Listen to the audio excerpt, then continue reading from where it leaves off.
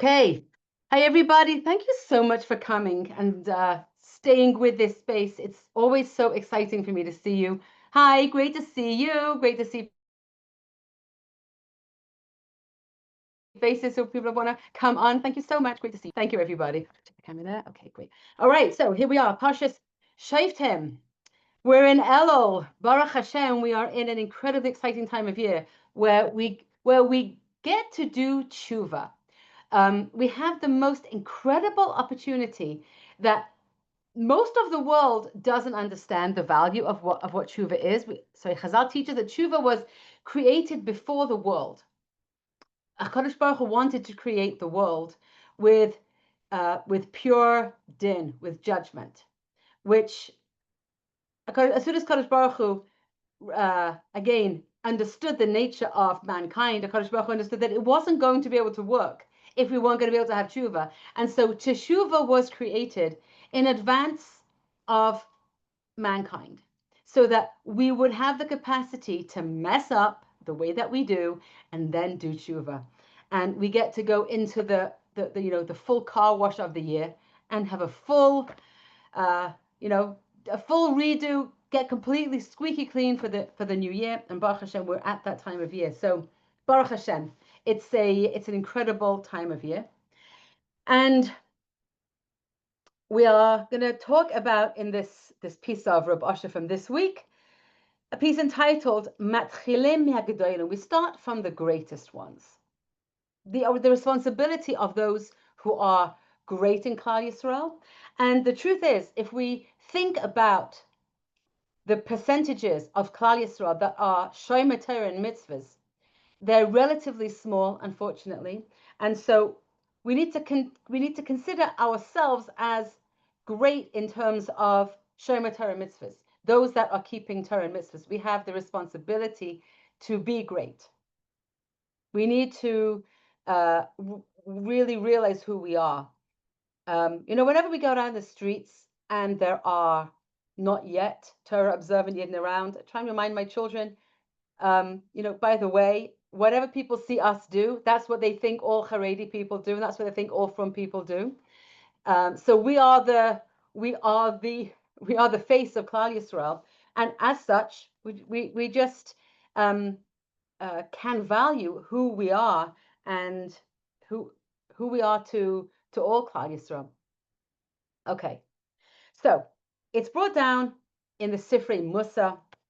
Reb Osher says that the smallest avera among big people can have a very big effect on a small people, on people who are further away. To that, if a big person, and here again, really we're talking about the tzaddikim of the world. If the biggest tzaddikim of the world, if they do a small avera, then this could make smaller people, chas v'shalom, stumble in greater averas, in bigger averas. And the Baal Shem Tov says in the Sefer Heichal HaBaracha, Ha'inyan kachaya al pi hayadua mimaran ha'ari Baal Shem Tov. And this is known that when a tzaddik oisech katan garim leish pashat chet gamor, that when a tzaddik does a small avera, this brings lesser people, smaller, more simple people, to do more serious averas. As is known that one time the Baal Shem Tov saw a person, chas v'shalom, do some a chilul Shabbos. He saw somebody being over in some way, chilul Shabbos. And he groaned very much about this, and he wondered what kind of chilul Shabbos was there within himself that he needed to witness that chilul Shabbos of somebody else. And HaKadosh Baruch Hu showed him from heaven that one time he had, as it were, made use of a Talmid Chacham. He had enjoyed the services of a Talmid Chacham. A Talmid Chacham is called Shabbos. On some level, the Sfarim HaKadoshim mentioned that a Talmid Chacham is Bechina Shabbos, that they have an atmosphere of Shabbos. So if Shabbos is the soul of the whole world, is the soul of the week, so the Talmid Chacham is the soul of the world. So a Talmid Chacham has the aspect of Shabbos, And the Baal Shem Tov had one time enjoyed the service of a Talmid Chacham to him, and in this way it was considered as if he had been Mechalal Shabbos on his level. He had in some way used he had abused, as it were, in that fine way, the holiness of that Talmid Chacham of the Shabbos. In the Sefer Toldos Yaakov Yosef, he writes, I heard from my teacher, the Baal Shem Tov, an explanation of this idea that the Chazal say that kol mi sheyesh biyadai limechais, meaning everyone, the simple meaning of this phrase that he's going to explain according to Drasha, homiletically is going to explain it, but the simple meaning is anybody who can protest against a wrongdoing and doesn't protest is as if he is an accomplice. That's the simple meaning. But he says here that anybody who has kol mi sheyesh biyadai, anybody that he has it within himself, he has whatever it is, limchais, he then has to go ahead and work against it. Meaning, b'roish hador sheyesh shemetz chet. If we have a roish dor, here we're clearly talking about the Talmidei Chachamim, the tzaddikim of the dor. We're not talking about any kind of simple person. We're talking about really the leaders of Klal Yisrael. Mizeh nimshach l'anshei doirei avan upesha. If the Anshei Dor, if the leaders of the Kehillah, if they have a shemetz, if they have something within themselves that needs to be worked on, it needs to be cleared up, from that, the simple people can then draw upon it, and they can build. It can lead to the fact that more simple people are going to be actually stumbling in much more serious averas. And so, yesh loy limchais, he has to clean himself. He has to wipe it out, destroy it, any kind of hate that he has, and then he will also be able to clean and to hold back then, to prevent the rest of the people, the simple people, from chas v'shalom stumbling. So in this week's Parshas Shoftim, we see on the Parsha of Egla Arufa, the whole Parsha of what happens if kiyimsa chalal ba'adama, if they find chas v'shalom somebody who lost his life, somebody whose life was taken, and they found the body. And we don't know who killed him. And kol ziknei ha'ir, it says, all of the leaders, all of the elders of the nearby city that is near to where this person was found, they will wash their hands next to the Egla Arufa by a nachal, and they will say, our hands have not spilled this blood. So we could ask, what relevance does the leaders of the people from the nearby city have with the murder of a person that was clearly done by someone very, very low, by a person of the underworld? And the Ibn Ezra says on this, on the Parsha, Kilule sha'asa avera b'doimela, if it wasn't that they had done some kind of avera similar to this, it wouldn't happen that near to them would take place such a terrible sin. And the depth of a Kadosh Baruch Hu's thoughts and the way Kadosh Baruch Hu works in this are endless. And this whole section is also brought down in the writings of the Ramban. So it comes out from this, that if we hear about a terrible avera that was done, a tzaddik has to think, maybe I have some part of that within me. Maybe I have within me a small shemetz of this avera. Maybe I had a thought about such an avera. And from this Rasha came to do this terrible avera because I have that small part within me. So we haven't finished the words of Rav Ashi, but I want to take a little side conversation, start a side conversation about this, because this is something that comes up a lot. That whatever we see within other people, that's truly what's within ourselves. Because this is what the Baal Shem Tov says: if we see it in somebody else, maybe it's within me. So what I come up with a lot in my coaching with clients is people who have been impacted by horribly sick people, by people who have all kinds of personality disorders, people who are very, very unhealthy. And so the victim, as it were, comes along and says, well, if I see what they're doing, if I'm exposed to it, doesn't that mean that then I'm the one? Maybe I'm the one with a personality disorder, then if I'm seeing this kind of behavior in somebody else.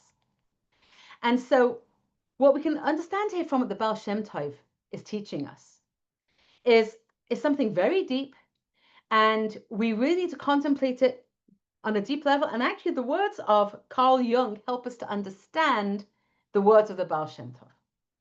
Carl Jung tells us that there's something called the shadow of a person. A person's shadow is the darker side of themselves that they don't want to know exists. So let's say, for example, a very kind, empathetic, loving, caring, sharing, devoted kind of person has a grain of selfishness. Okay, they don't want to be selfish. They are terrified of seeing themselves as selfish. Not only that, but when they were a child, if they took any time for themselves, maybe it happened that this very caring, empathetic child was born into a family where the parents weren't so empathetic, and on the contrary, maybe they were a little bit exploitative and neglectful. And so if the child took some time to do something for themselves, the message they were given were, you're being so selfish. You're going to do something just for yourself. You're not going to be doing whatever they're told to do by somebody else. And so the child gets the message that caring for themselves or doing something for themselves is selfish. Now, everybody needs to take care of themselves. And it's a need. A person has to take care of our needs. We need to take care of ourselves. And especially if we've been neglected, especially if our needs have been neglected, we may not even know what our needs are. And so many women that I talk to, we don't even know what our needs are. So here you have a woman who grows up, who thinks that spending time on doing something for herself is selfish. She doesn't want to be selfish. So that part of herself that takes care of herself and is maybe just a drop selfish becomes really delegated to the shadow inside herself. She doesn't want to even recognize that she has a part of herself that could be selfish. This sets her up for all kinds of trouble in adult relationships where her very shadow could be exploited by somebody else. Somebody who is very selfish and exploitative and demanding and even abusive on a certain level could see this utterly giving, selfless person. And as soon as that person says to this loving, giving, kind, empathetic person, when you did that, you're being so selfish, the person, okay, my client, takes to heart and says, I can't be selfish. I cannot be selfish. Selfish is evil. Selfish is bad. Selfish. And let's call the client Shandy. Okay. Shandy then says to herself, I cannot be selfish. I am not selfish. I'm giving, and I will not allow myself to be selfish. And then she gives and gives and gives and gives and gives to the point where she almost destroys herself and exhausts herself and wears herself out and ignores her needs consistently and is self-neglecting and self-abandoning because she doesn't want to be selfish, because the word selfish for her has come to mean everything that is evil. And so she has a certain amount of selfishness within her, because everybody does, and we need to have that. But if we don't recognize it, if we don't see it, if we don't understand that it exists and understand how to create balance within ourselves and within our lives and within our choices of how do I integrate this little bit of selfishness that exists within me into my whole personality, if I don't understand how to do that, then I'm always going to be vulnerable to anybody that is going to imply that I may be being selfish. That anybody who is going to hint that I'm being selfish, they have power over me because they're saying I'm selfish and I have to then prove myself. No, no, no, I am not selfish because selfish is the biggest evil in the world. That's what Carl Jung says. That's how we can understand the little bit of it that exists, as the Baal Shem Tov is saying. So when we see somebody being incredibly selfish, incredibly exploitative, incredibly neglectful, and we say, well, maybe I have, maybe I'm the one, maybe I have some of that inside myself. The answer is, yes, we do. We do have a little bit of selfishness inside ourselves because everybody does. And what we have to do is learn to see that and integrate it into ourselves. And we have to give up the self that is perfect and only selfless and only giving to other people. We have to give up the dream that we could be in some way an angel. And we have to own our clay feet. We have to own that we have some selfishness within ourselves. We have to become a whole, normal person. We have to become a person who owns our selfishness and who, as the Baal Shem Tov said, I have that within myself.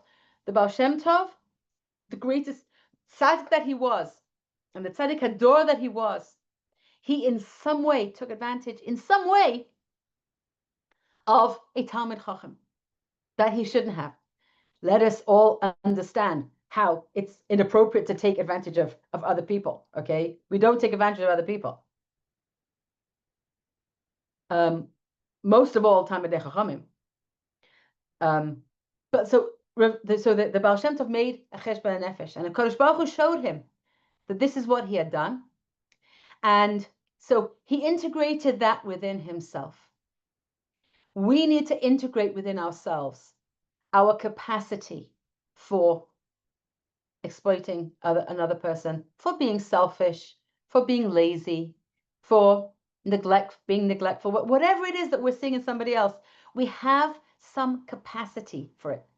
Even though we don't want to do it, and even though we may only think about it and we would never actually put it into practice if we had a cruel thought, but then we would never do it, but we identify, okay, I have the capacity to think like that.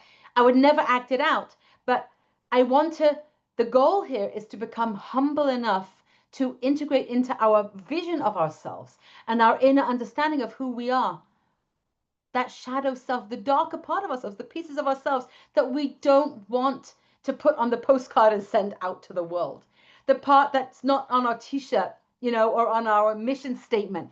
That's not who we want everybody to know about, but it's who we are. It's a part of who we are because it's a part of how HaKadosh Baruch Hu has made us. And it's gaiva. It's a total trumped up kind of mask that we might put on to pretend that we are perfect and we don't have the capacity to be sometimes mean or sometimes selfish or sometimes lazy or whatever it is that we see in other people. If we witness their awful, horrible behavior, it doesn't mean that we're awful and horrible like they are. Okay? And in fact, it's really important that we really see others as they are, because we need to protect ourselves. And not seeing the evil in other people can sometimes open the door for terrible damage, horrible abuse, and people can get stuck in all kinds of situations if we don't allow ourselves to see the truth of what's really going on. But if we see horrible behavior, it doesn't mean that we are awful, horrible, bali midos ros, with terrible character traits. That's not what it means. It means that it's okay to integrate what may feel dark to ourselves. It's okay to be imperfect. In fact, it's human to be imperfect. We don't have to pretend to ourselves that we're the Baal Shem Tov or the Talmidei Baal Shem Tov. That's not who we are. And we of course we're all aspiring, and we have to say, every one of us has to say, Masai Yagiu Masai the Masai voice. When will my deeds be that of Avraham, Yitzchak, and Yaakov, Sarah, Rivka, Rachel, and Leah? We have to say that. We have to ask ourselves, that's my aspiration. But Torah is aspirational. The whole Torah and mitzvah, the 613 Torah mitzvahs, are there for us to aspire to be greater all the time and take little teeny steps all the time to get closer and closer to being like our imams and our avos. But it's not to demand of ourselves today what we're not. And it's not to pretend to ourselves that we are what we're not. And it's not to hide from ourselves what we really are. And if we don't, especially in this month of Elul, as we prepare to take our steps day by day, week by week, getting closer to Rosh Hashanah and Yom Kippur, and the full teshuvah that month of Tishrei is going to bring for us, as we get closer and closer, the only way we can do teshuvah is by doing vidui, is by actually saying what I am and what I've done, and facing it, and recognizing it, and saying, Anu male avain va'ata erech, we are full of sin. We have the capacity for sin. And one of the yesodis, one of the foundations of the Torah of Rav Asher, is that HaKadosh Baruch Hu has made us human. He's made us with the capacity to do averas. And as long as we live in this world, as long as we're in the flesh, we're going to have the struggle that the flesh brings us, with its taivas and desires, with its laziness and desire to just do nothing, with all of the different parts of what it means to be human in this lifetime. So I hope that explains that concept of what we see in other people. Doesn't mean that we're as bad as them, and it doesn't mean that we're bad in seeing bad behavior in other people. But what it can mean is that we have within us a shadow self. We have the darker side that we don't want to embrace and absorb. But the only way that we can serve a Kadosh Baruch Hu is through that. It's brought down in the Meshech Chochmah. He brings down that any person, and it's brought, Rav Gifter brings it down in his introduction to Shir Shirim. He says, any man who has never desired a woman, who has never felt lust, is like a donkey, or worse than a donkey, because he doesn't have the capacity then to serve a Kadosh Baruch Hu.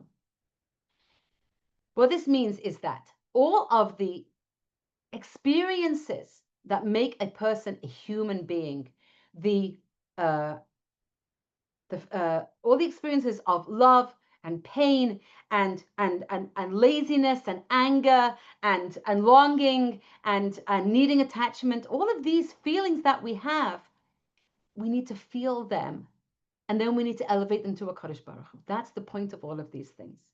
So if we don't want to recognize that we have them, and if we're constantly sort of living neck up, only in our head, never letting ourselves feel what our body feels, feeling the pain, feeling the disappointment, feeling wherever we're going, and recognizing, yeah, this is how Hashem has made me, and the Kadosh Baruch Hu has made, as you mentioned in last week, Hashem has made fear so that I could fear Him. Hashem has made lust so I could long for Kadosh Baruch Hu. Hashem has made disruptions in my attachment and all the pain so that I could attach to Kadosh Baruch Hu.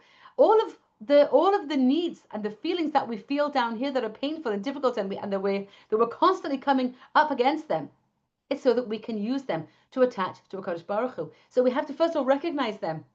We have to embrace them as part of who we are. And when we embrace them and become the whole person who has all of this, then we can get on the train to serving Kadosh Baruch Hu. If we don't recognize them as part of ourselves, then we're not living a real life. We're less than a donkey. We're not living the way Kadosh Baruch Hu wants us to live. We may be, we may think that we've made everything very aesthetic. We may have sterilized, our lives. We just sort of live up here, and everything seems very clean. But we're not living a real life. Not the way Kadosh Baruch Hu wants us to live. So getting back into the words of Rav Asher. The Eben Ezra finishes the Parsha with these words, and he says, and you should clean out.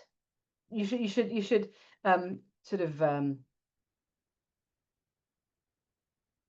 you have to clean out on behalf of that clean blood within you, the person who was killed. And you should do the the right thing in the eyes of a Kadosh Baruch Hu. Tase hayashar b'nei Hashem. Do the right thing in the eyes of Hashem. And he says on this, V'anochein b'nei Hashem, hu asher hizkarti, and this, what the Ibn Ezra says, Ki lo yishpoich dam naki ba'artzecha, im tase hayashar b'nei Hashem. And kasayt schar avera schar mitzvah. You shouldn't spill innocent blood in your land, and do the right thing in the eyes of Hashem. When we do the right thing in the eyes of Hashem, then there will be no innocent blood spilled, because the mitzvah of doing the schar of a mitzvah, when we do mitzvahs, Hashem will give us more opportunities to do mitzvahs.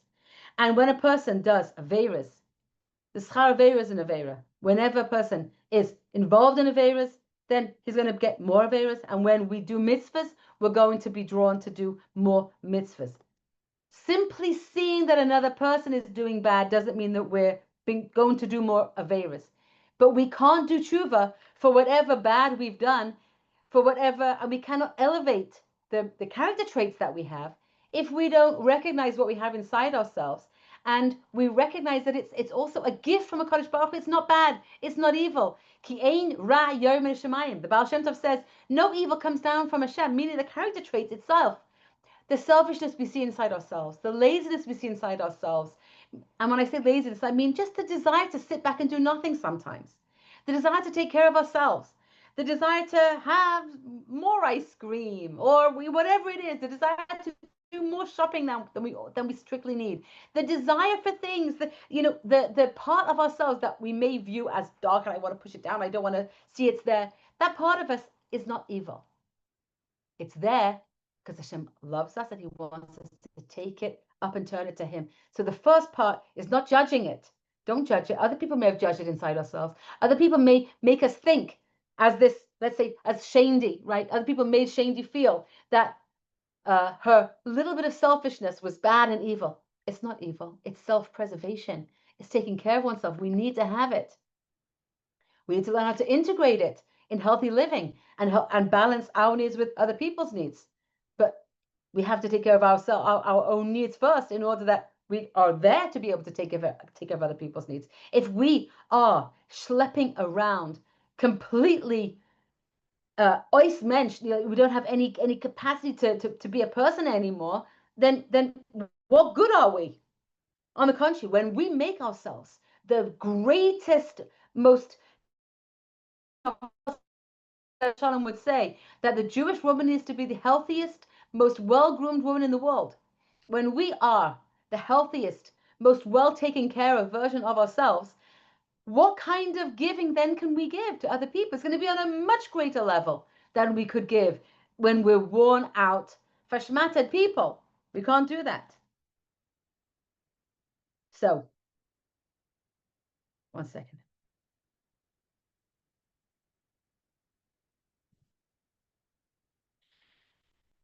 And so, Reb Shlomo Cohen, he ends, this is Rav Usher ends with the words of the Avi Ezel of Rav Shlomo Cohen Zatzal.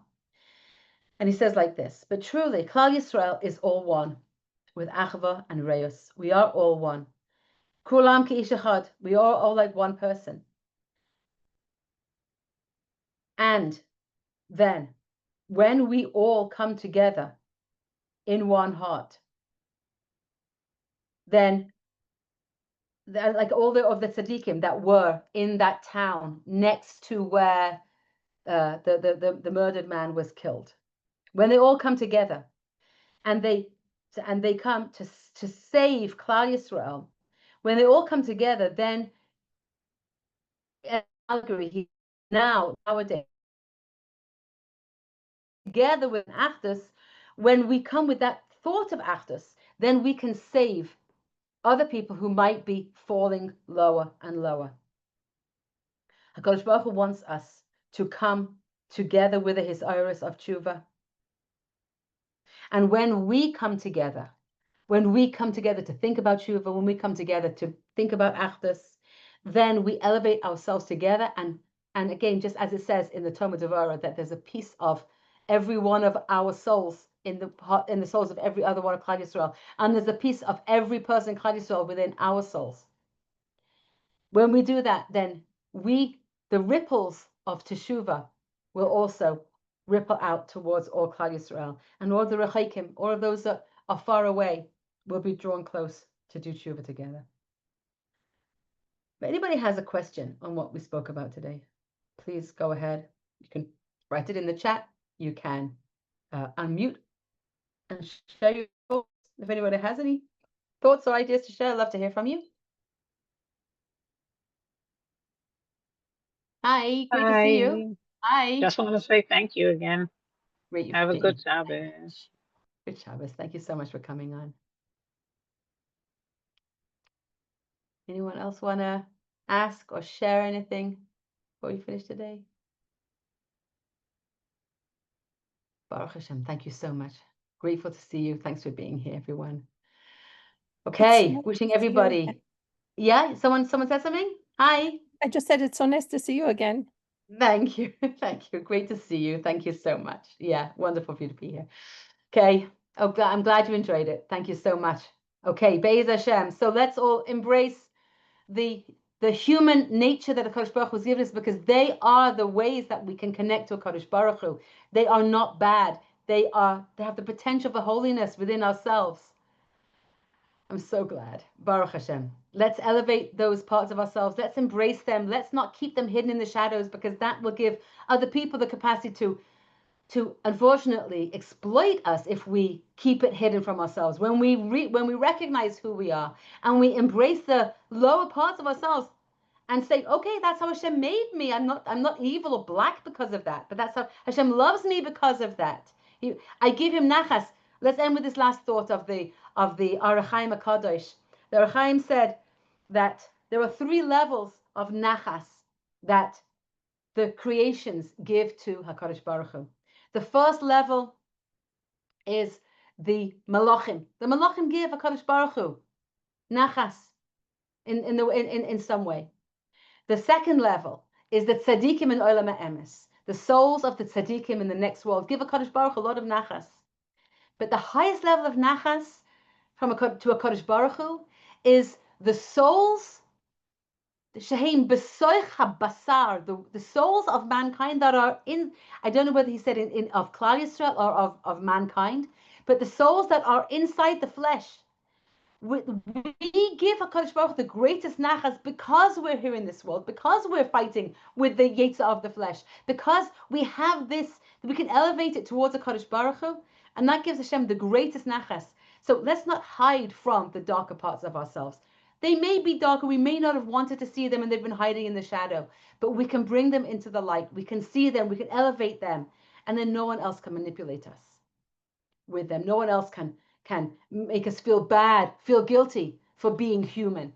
When we embrace being human, I can say, of course I'm human, and that's okay. So I've got nothing you can't shame me for being human because I know it already.